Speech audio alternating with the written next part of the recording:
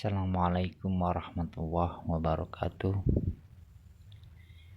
Innal hamdalillah nahmaduhu wa nasta'inuhu wa nastaghfiruh wa na'udzu billahi min syururi anfusina wa min sayyiati a'malina.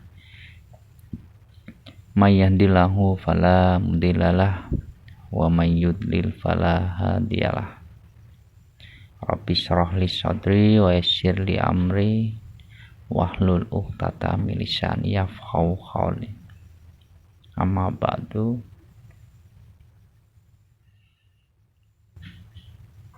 Apa yang menyebabkan kita tidak bisa melihat Allah di dunia ini? Banyak dari kita yang meyakini bahwa Allah bisa ditemui nanti ketika kita mati, ketika jasad ini tergeletak, terkubur, nanti kita akan bisa dipertemukan dengan Allah.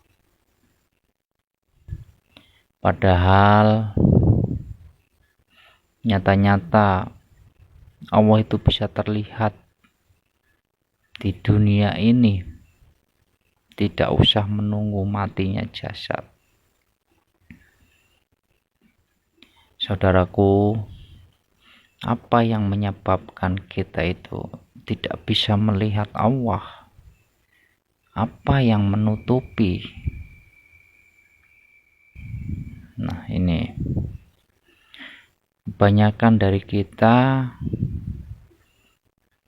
hanya mengamalkan ataupun menjalankan ibadah-ibadah syar'i, belajar ilmu, menghafal Quran, yang hanya tujuannya adalah pahala sehingga tercapai surga saja, sementara dia sendiri tidak mengetahui isi di dalam apa yang dia pelajari. Yang pintar makin pintar, yang hafal Quran makin fasih, nahwuhnya, sorofnya, bahkan balaghul mantaknya sudah dikuasainya. Tetapi hal ini ketika menjadi kebanggaan diri, bahwa apa yang telah kita pelajari menjadi penyelamat, karena hal ini menjadikan kita seorang yang taat, seorang yang sudah banyak mengumpulkan amal-amal. Nah, ini yang akan menjadikan tutup hati, yang akan membutakan kita dari wajah Allah yang sangat nyata.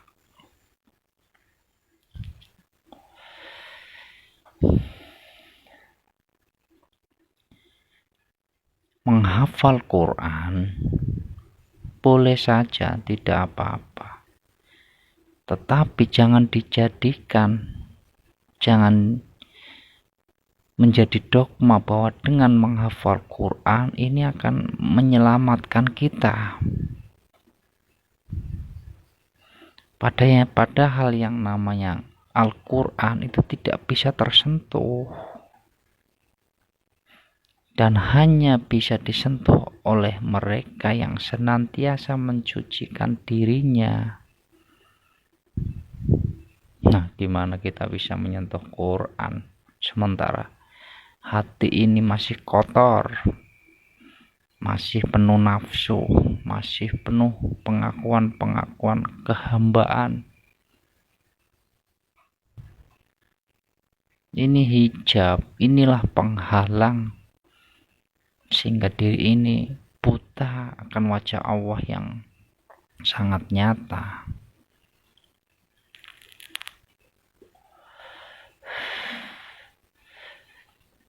Gitu ya, saudaraku. sholat 5 waktu yang kita kerjakan,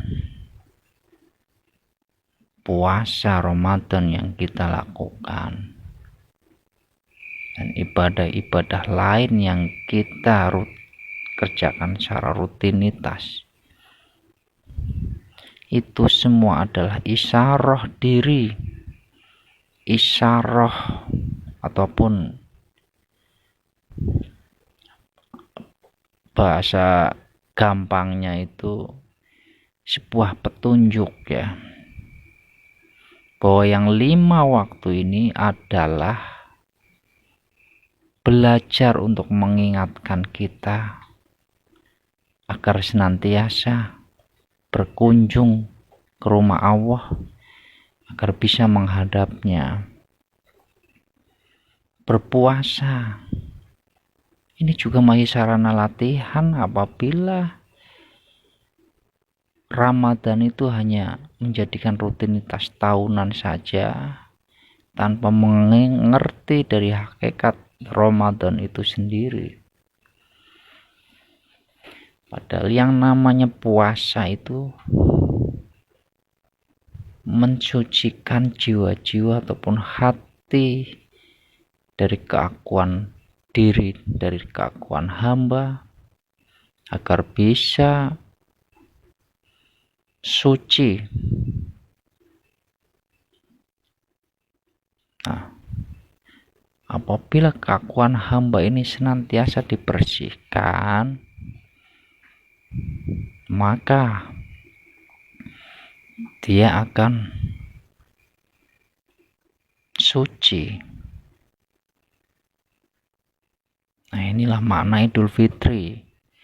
Dia akan merayakan kemenangannya karena kembali fitrah, kembali kepada kefitrahan diri.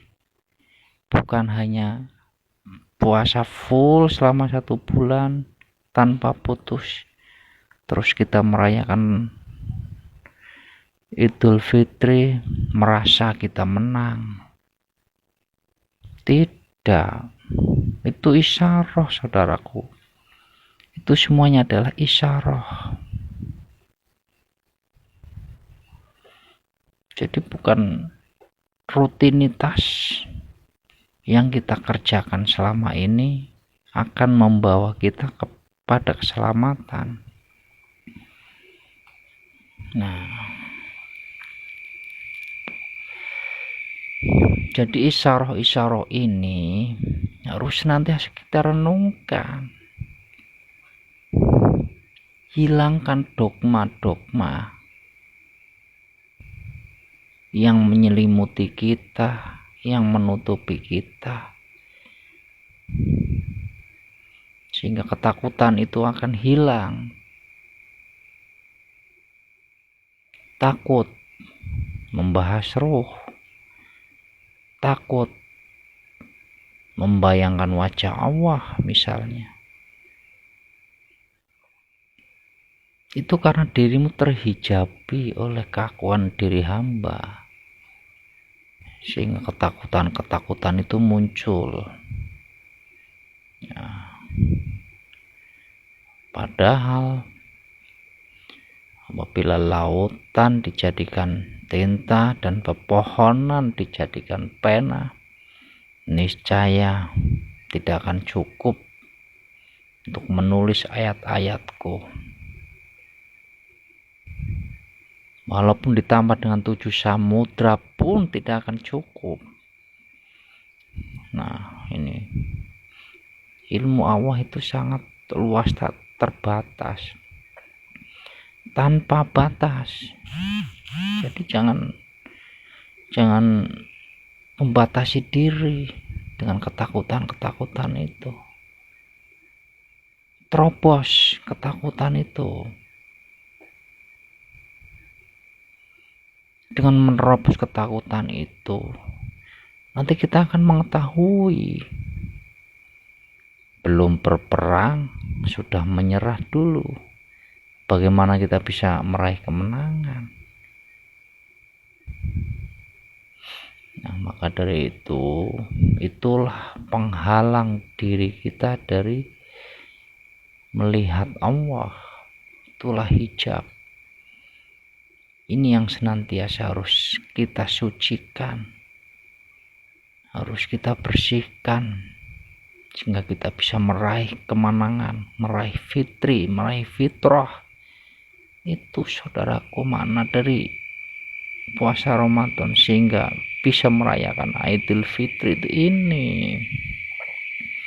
Ya, sholat 5 waktu agar bisa menjadi sholat sepanjang waktu, kapanpun, dimanapun, dan dalam keadaan apapun.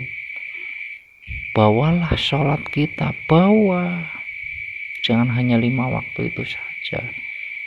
Itu semua isyarah saudaraku. Ya, demikian saudaraku, mari merenung bersama agar kita bisa terbuka, hati ini bisa terbuka, sehingga bisa terang benderang, bisa kembali kepada fitrah yang sesungguhnya. Amin ya robbal alamin. Wassalamualaikum warahmatullahi wabarakatuh.